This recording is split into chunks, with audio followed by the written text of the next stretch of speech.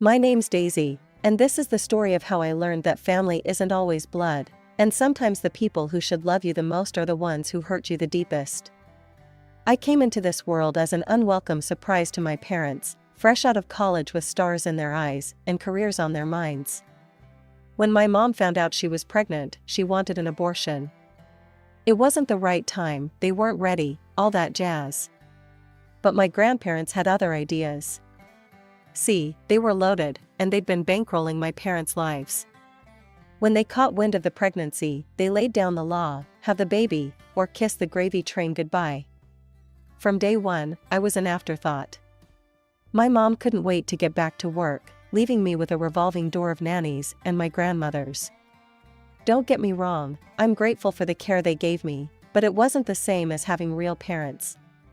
As I grew older, my grandparents started to back off. They'd done their duty, keeping me alive and all, and now they were off to enjoy their golden years in exotic locales. Can't blame them, I guess. But it left me even more alone. By the time I was 7, I was practically raising myself. I knew how to cook basic meals, do my own laundry, and get myself ready for school. It wasn't ideal, but it was my normal. Then, everything changed. My mom got pregnant again. This time, it was different. My parents were ready, excited even. They'd climbed the corporate ladder, made names for themselves. Now they could afford to be parents, or so they thought. When my sister was born, it was like the sun had finally risen in our house. My parents were over the moon, cooing and fawning over her like she was made of gold. And I was pushed even further into the shadows. As the years went by, the difference in how we were treated became more and more obvious. My sister got the best of everything: toys, clothes, attention. If she wanted something, she got it. If she did something wrong, it was brushed off with a laugh and a kids will be kids. Me? I learned not to ask for things. I wore hand-me-downs and made do with what I had. If I screwed up, it was met with disappointment and lectures about responsibility. Don't get me wrong, we weren't poor. Far from it. My parents were doing well, really well. But in their eyes, I was already grown, already independent. Why waste money on me when my sister needed it more? I threw myself into my studies. If I couldn't have their love, I'd have their respect. I got top grades, joined every club I could, stayed out of trouble. But it was never enough. They'd nod absently when I showed them my report card, then turn back to my sister's finger-painting masterpiece. By the time high school rolled around, I was counting the days until I could leave. I applied to colleges in secret, not telling my parents until I'd already been accepted. When I finally got into one of the best colleges, I packed my bags and left without a word. It took them 3 days to notice I was gone. 3 whole days. And even then, it was only because my mom wanted some yogurt. When she called, her voice was casual, like she was asking about the weather. "Daisy, could you pick up some low-calorie yogurt from the health food store on your way home?" I almost laughed. Here I was, starting a new chapter of my life, and all she cared about was yogurt. "Mom," I said, trying to keep my voice steady, "I'm not at home. I've been at college for 3 days now. I'm living in the dorms." There was a moment of silence on the other end. I could almost hear the gears turning in her head, trying to process this information. Then, without a hint of remorse or concern, she said, "Oh. Well, if you come back, you'll have to stay at a hotel. We've given your room to your sister." Life at college was a breath of fresh air. But money was tight. My parents didn't offer any financial support. But my grandparents, bless their hearts, came through for me. They sent me small amounts regularly, just enough to keep me afloat. It wasn't much, but it meant everything to me. Not just the money, but the fact that someone in my family actually cared. "Daisy, dear," my grandmother would say during our infrequent phone calls, "we're so proud of you. You focus on your studies, all right? Don't worry about anything else." Those words were like a balm to my soul. I threw myself into my studies with renewed vigor, determined not to let them down. I couldn't work part-time like many of my classmates, the course load was too heavy, and I was determined to excel. So I pinched pennies, lived on ramen more often than not, and made every cent count. Meanwhile, life back home continued without me. My sister, the golden child, was struggling in school. Not that it mattered to my parents, they hired the best tutors money could buy, showered her with rewards for the slightest improvement, and made excuses for her every failure. By my senior year, companies were already lining up to recruit me. My professors sang my praises, my resume was impeccable, and I had my pick of job offers. But none of them felt quite right. I wanted more. I wanted to prove to myself, and maybe, just maybe, to my family, that I could make it on my own terms. So I took a leap of faith. I applied to a prestigious international company in Europe. It was a long shot, but I figured I had nothing to lose. When the acceptance email came, I nearly fell out of my chair. This was it. My ticket to a new life, a fresh start. I graduated with honors, my grandparents beaming proudly in the audience. My parents? They sent a generic congratulations card. My sister didn't even bother with that. But I didn't care. I was beyond seeking their approval. As I packed my bags for Europe, I thought about calling my parents to say goodbye. In the end, I decided against it. What was there to say? They'd made it clear where I stood in their lives. Instead, I hugged my grandparents tight, promising to call and write often. Life in Europe was everything I'd hoped for and more. Every now and then, I'd call my parents. Old habits die hard, I guess. But each conversation was like pulling teeth. They'd give monosyllabic answers, always too busy or too distracted to really talk. And they never, not once, called me. Then I met Marco. He was in the marketing department, all charm and quick wit, with a smile that could light up a room. We started as colleagues, became friends, and before I knew it, we were falling in love. When Marco proposed on a moonlit beach in Positano, I didn't hesitate. We decided to have the wedding in Italy. "We should go tell your parents in person," Marco said one night as we pored over wedding plans. "And invite them properly. It's the right thing to do." So we flew back to the States, armed with wedding invitations and hope.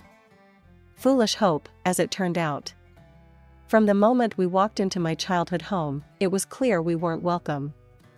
My parents were cold, distracted. They barely looked at Marco, barely acknowledged our news. "Oh, that's nice," my mother said, her eyes on her phone. "We're terribly busy though. Your sister's new apartment needs work, and we're overseeing the renovations." We stayed for a week. A long, uncomfortable week. My parents were hardly ever home, always at my sister's new place. But my sister? She was always around, always watching, always there. I saw the way she looked at Marco. The flutter of her eyelashes, the coy smiles. It made my stomach churn. "Marco," she cooed one evening, "I'd love your opinion on the color scheme for my bedroom. Why don't you come up and take a look?" I saw the discomfort on Marco's face. "I don't think," he started, but I cut him off. "That's enough," I snapped at my sister. "He's my fiancé. Back off." Her face crumpled into a pout. "I was just being friendly," she whined. "God, Daisy, you're so selfish. You always want everything for yourself." She stormed off, no doubt to cry to our parents. And sure enough, not 10 minutes later, my mother was there, face like thunder. "How dare you speak to your sister that way," she hissed. "After all we've done for you." I laughed, a harsh, bitter sound. "All you've done for me? That's a joke, right? You've done nothing but ignore me my entire life." But it was useless. In their eyes, I was always going to be the villain. The unwanted child who dared to want more. That night, as Marco and I lay in bed in a nearby hotel, because of course, my old room was now a home gym for my sister, I made a decision. "Let's go home," I said softly. "Back to Italy. This isn't my home anymore. It hasn't been for a long time. Marco pulled me close, his warmth a comfort in the cold reality of my family's indifference. "Okay," he said simply. "Let's go home." As we boarded the plane the next day, I felt a mixture of relief and sadness. Relief to be leaving the toxicity behind, sadness for the family I never really had. Back in Italy, life slowly returned to normal. Marco and I threw ourselves into wedding planning, determined to create the perfect day. But the visit home had left a bitter taste in my mouth, a reminder of all I'd left behind. "Are you sure about this?" Marco asked one evening as we sat on our balcony, the sun setting over the Tuscan hills. "Not inviting your sister, I mean." I took a sip of wine, letting the rich flavor roll over my tongue before answering. "I've never been more sure of anything in my life," I said finally. "After what happened. I can't have her there, Marco. I won't." He nodded, understanding in his eyes. What I didn't tell him was about the messages. The explicit, inappropriate messages my sister had been sending him on social media since we'd left.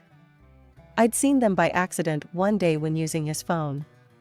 He'd been too embarrassed, too kind to tell me. But I knew.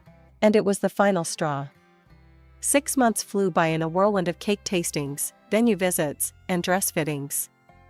Before I knew it, we were just weeks away from the big day. There was just one last thing to do. With a deep breath, I picked up the phone and dialed the number I still knew by heart, even after all these years. "Oh, Daisy, what is it?" "We're rather busy at the moment." My mother's voice, distracted as always. I swallowed hard, pushing down the hurt. "I'm calling about the wedding. I booked your flights and hotel. Everything's paid for. We'd love for you and Dad to come." There was a pause, then, "That's nice, dear, but what about your sister? We haven't received an invitation for her." I closed my eyes, steadying myself. "She's not invited, Mom. After what happened during our visit, and the messages she's been sending Marco. I don't want her there." "Messages? What messages?" My mother's voice had an edge to it now. "The explicit ones, Mom. The ones she's been sending my fiancé.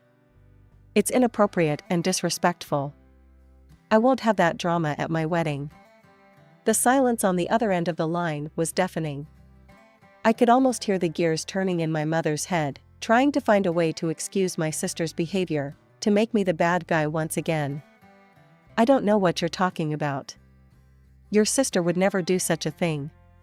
Daisy, be reasonable." "I am being reasonable. For once in my life, I'm putting myself first. You and Dad are welcome to come. The flight details will be emailed to you. I hope you'll be there." She didn't say anything and just hung up. The morning of my wedding day dawned bright and beautiful. Everything was perfect, the flowers, the music, the food. Everything except for the 2 empty seats in the front row. As the hours ticked by and guests began to arrive, a knot formed in my stomach. Where were they? Surely they couldn't do that to me. "Marco," I said, my voice trembling slightly. Can we delay the ceremony a bit? I need to make a call." His eyes filled with understanding and sympathy. "Of course, amore.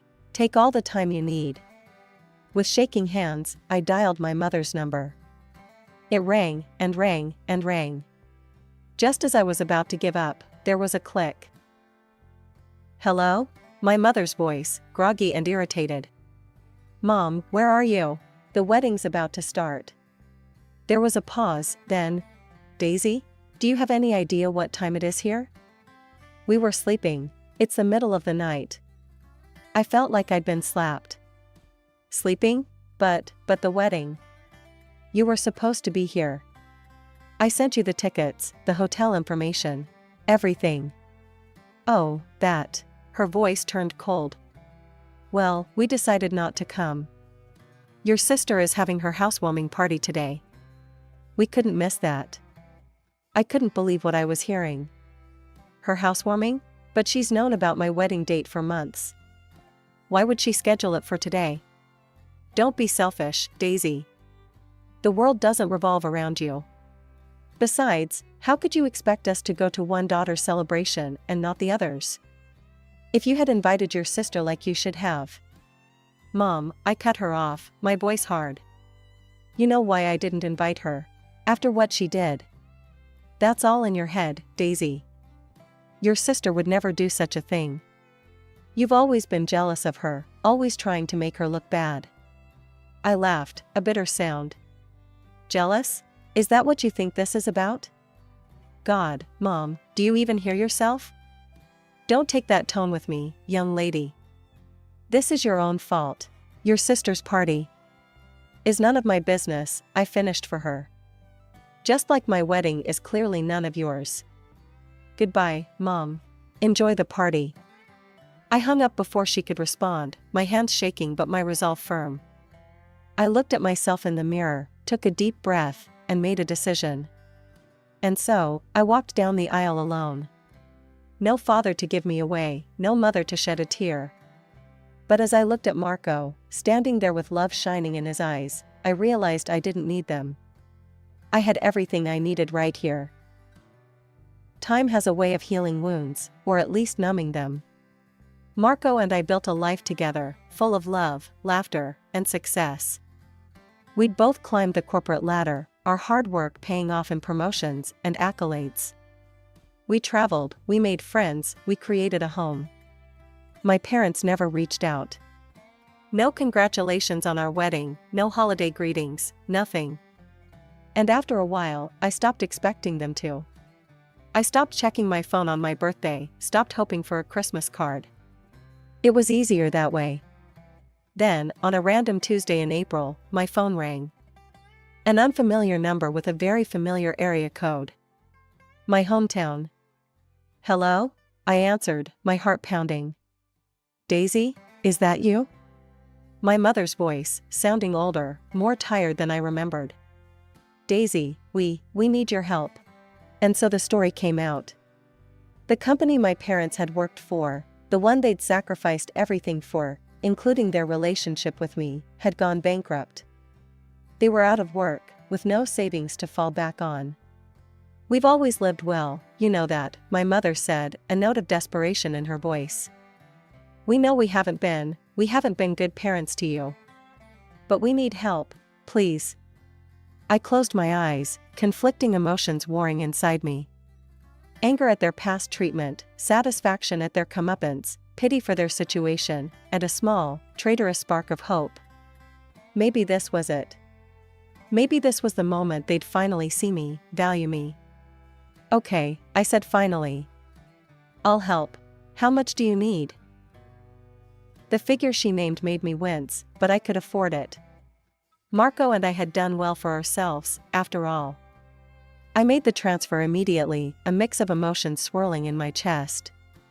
It's done, I told her. The money should be in your account soon. Over the next few months, the pattern continued. Text messages would arrive, always asking for money. The amounts were smaller now, but the requests were frequent. And every time, like a fool, I sent the money. After one such transaction, Marco found me staring at my phone, a wry smile on my face. They asked for money again, he asked gently. I nodded. And again, I sent it. God, when did I become such a sucker? Marco sat beside me, wrapping an arm around my shoulders. You're not a sucker, amore. You're kind. It's not your fault they can't see what an amazing daughter they have.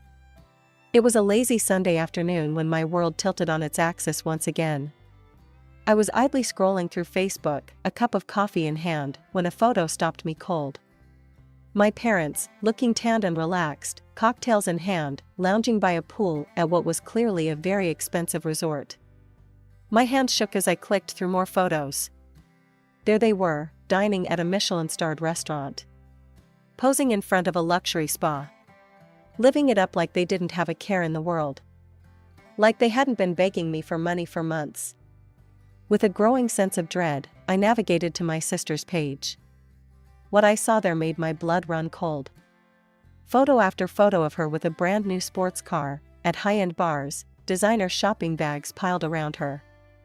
And the captions. Another amazing gift from the best parents in the world. Lucky me, only child. So blessed to have parents who would do anything for me. Spoiled and proud. And there, in the comments, were my parents. Liking every post. Commenting things like, nothing but the best for our little princess, and you deserve it all, sweetheart. I felt sick. The phone slipped from my trembling fingers, clattering to the floor. How could they? How dare they? As if on cue, my phone started ringing. It was them. With a deep breath, I answered. Daisy, dear, my mother's voice dripped with fake sweetness. We were wondering when you might be sending the next transfer. Life's been so hard, you know. We're thinking of renovating the house, it's gotten so old and dreary. Something in me snapped. Hard? I've seen the photos, Mom. The resort, the restaurants, the gifts for my sister. How dare you? There was a pause, then my mother's voice turned cold. Now you listen here, we gave you life. I could have had an abortion, you know. But we chose to have you. You owe us everything. Now, about that money. I didn't let her finish. I hung up, my whole body shaking with rage and hurt. The phone immediately started ringing again. And again, and again. Text messages flooded in, alternating between guilt trips and demands. I turned the phone off. Over the next few weeks, my parents continued to call and message. Demanding money, then pleading, then threatening. I ignored it all. I blocked their numbers, unfriended them on social media, cut off every avenue they had to reach me. It wasn't easy. There were moments of doubt, of guilt.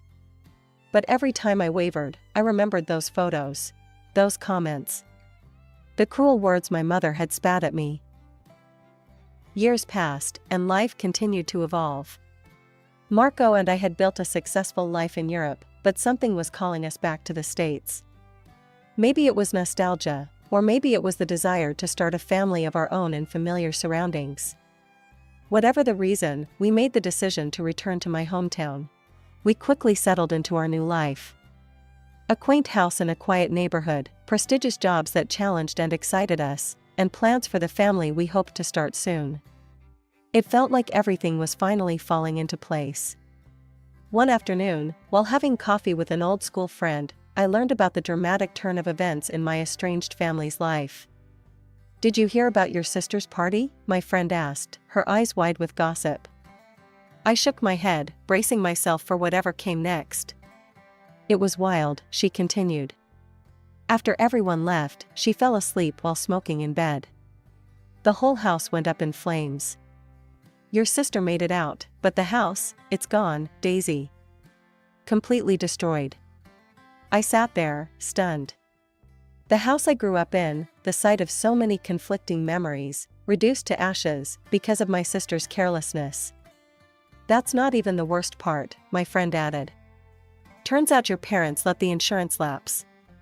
They've lost everything.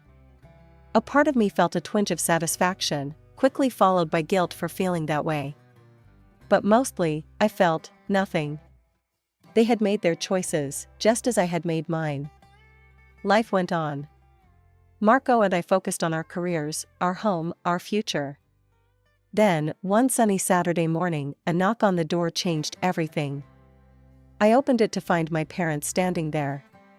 They looked older, worn down. The designer clothes and perfectly coiffed hair were gone, replaced by shabby, outdated outfits and graying, unkempt locks. Daisy, my mother said, her voice trembling.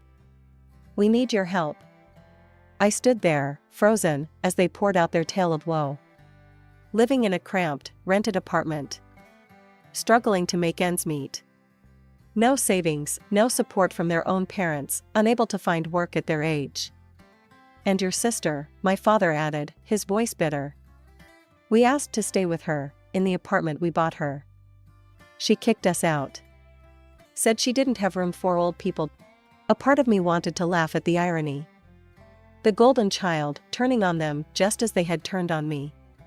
But the laugh died in my throat as I looked at their desperate faces.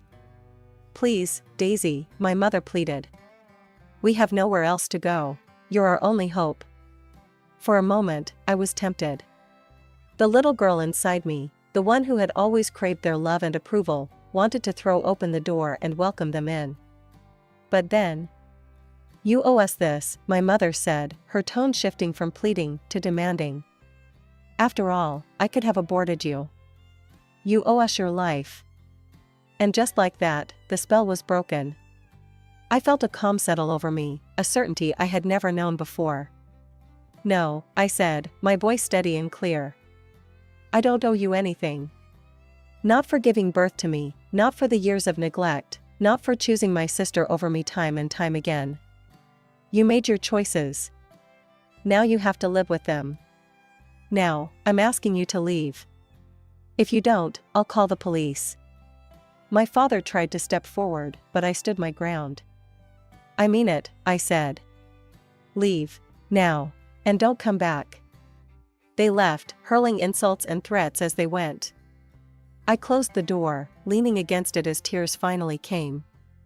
Not tears of sadness or regret, but of relief. Of closure.